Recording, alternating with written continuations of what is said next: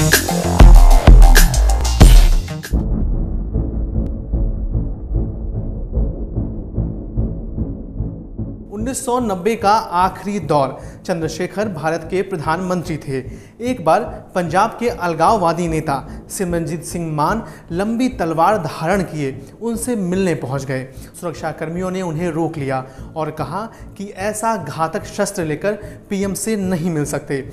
चंद्रशेखर तक बात पहुंची तो उन्होंने मान को तलवार के साथ ही अंदर आने की इजाज़त दे डाली।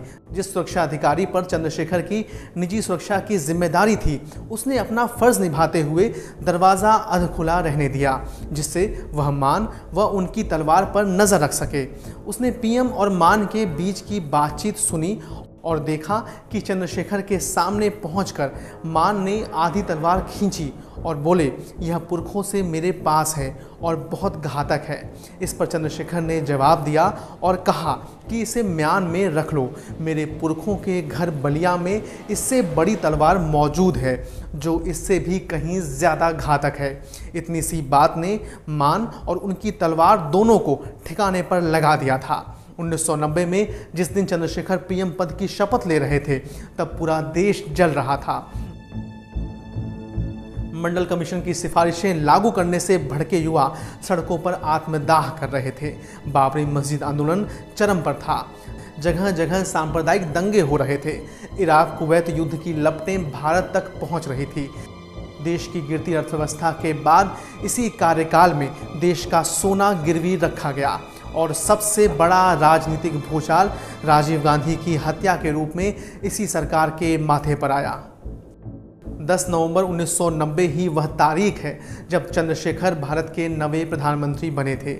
आज झरोखा में हम बात करेंगे भारत के पूर्व प्रधानमंत्री चंद्रशेखर की ही, जो 10 नवंबर 1990 से 21 जून 1991 तक यानी कुल 223 दिन तक पीएम रहे और इसमें भी लंबा वक्त कार्यवाहक पीएम के तौर पर रहा, लेकिन उनका पूरा कार्यकाल उथल पुथल से भरा रहा। नमस्कार, मैं हूं मुकेश। अगर आप इस वीडियो को YouTube पर देख रहे हैं तो हमारे चैनल को सब्सक्राइब करें और अगर आप इस वीडियो को Facebook पर देख रहे हैं तो हमारे पेज को लाइक करना और फॉलो करना न भूलें। आइए आज का सफ़रनामा शुरू करते हैं।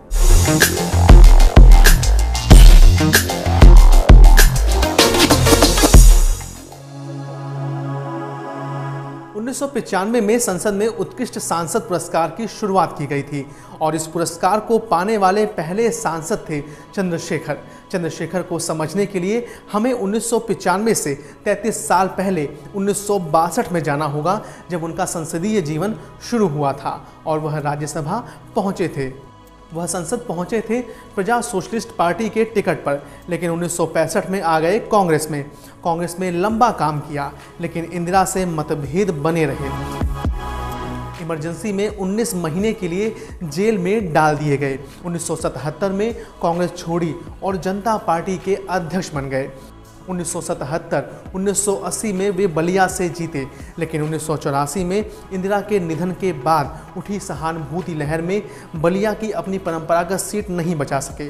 3 दशक से लंबे राजनीतिक जीवन में यही एकमात्र चुनाव था जिसमें चंद्रशेखर को शिकस्त मिली थी।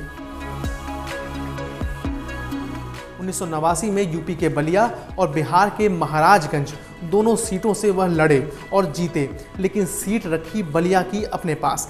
लेकिन यही चुनाव था जिसने देश में गठबंधन की राजनीति का दौर शुरू कर दिया था। कांग्रेस जो 1984 में 404 सीटों पर थी, अब 197 सीटों पर आ गई थी और जनता दल 143 सीट लेकर दूसरे नंबर पर थी। वीपी सिंह पीएम बने। लेफ्ट और बीजेपी का समर्थन बाहर से था। साल 1990 में लाल कृष्ण आडवाणी की गिरफ्तारी के बाद बीजेपी ने वीपी सिंह की सरकार को दिया समर्थन वापस ले लिया। साथ ही लगभग 64 सांसद उस वक्त चंद्रशेखर के समर्थन में आ गए थे। वीपी सिंह की सरकार गिरने का यही मुख्य कारण बना। इसके बाद साल 1990 में विश्वनाथ प्रताप सिंह की पार्टी जनता दल का पतन हो गया। चंद्रशेखर के मन में पीएम बनने की आस जगी। पीएम की लड़ाई में जनता दल 2 फाड़ हो गई थी। चंद्रशेखर वाले गुट का नाम समाजवादी जनता पार्टी था, जिसके नेता वह खुद थे। राजीव मध्यावधि चुनाव नहीं चाहते थे। वह जानते थे कि जनता दल की टीआरपी लगातार गर्त में जा रही है, लेकिन वह चाहते थे कि उसके साथियों वाला यह गुट भी अपनी लोकप्रियता और खोए। लिहाजा चंद्रशेखर वाले गुट को बाहर से समर्थन देकर उन्हें पीएम बना दिया। यहीं से शुरू हुई चंद्रशेखर की असली लड़ाई। जनवरी 1991 में भारत के सामने तेल और उर्वरक जैसे बुनियादी आयात के बदले में डॉलर देने का संकट आया।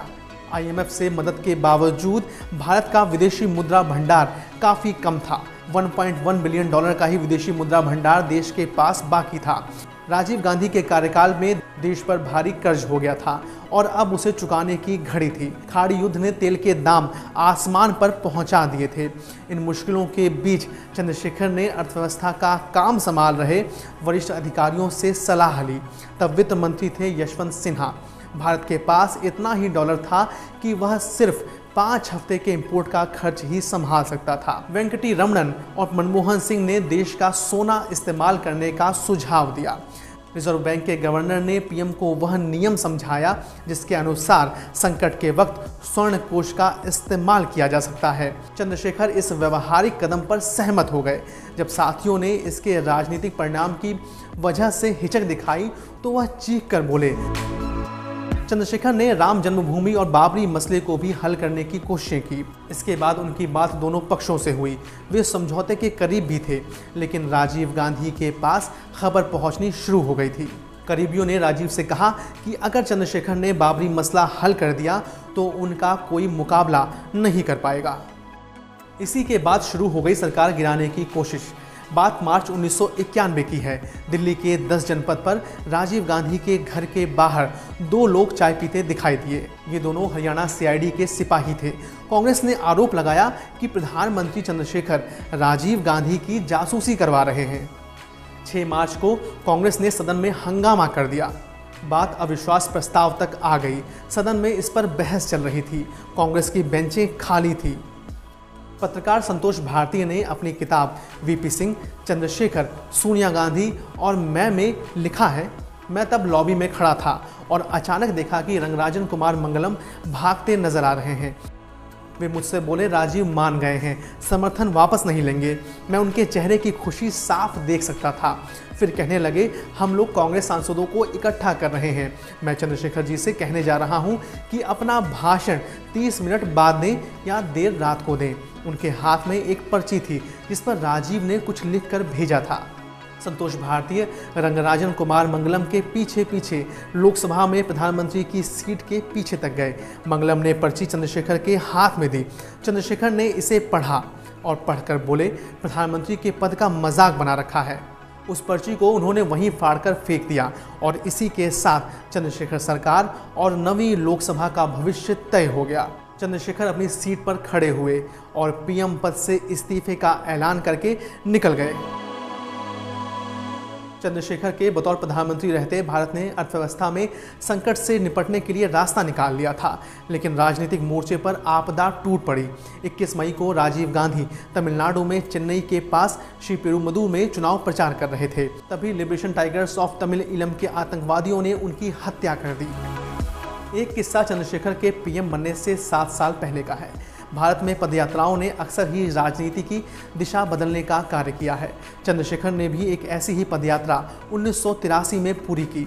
चंद्रशेखर ने कन्याकुमारी से दिल्ली में महात्मा गांधी की समाधि राजघाट तक 6 जनवरी 1983 से 25 जून 1983 तक 4260 किलोमीटर तक की पदयात्रा की। इस यात्रा ने चंद्रशेखर का राजनीतिक करियर बदल कर रख दिया।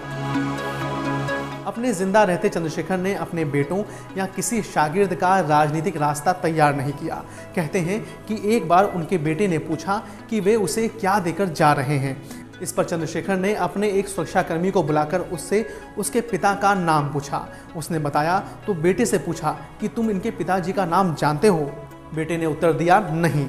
चंद्रशेखर बोले, मैं तुमको यही देकर जा रहा हूँ कि जब तुम किसी को अपने पिता का नाम बताओगे तो वह यह नहीं कहेगा जो तुमने इनके पिता के बारे में कहा।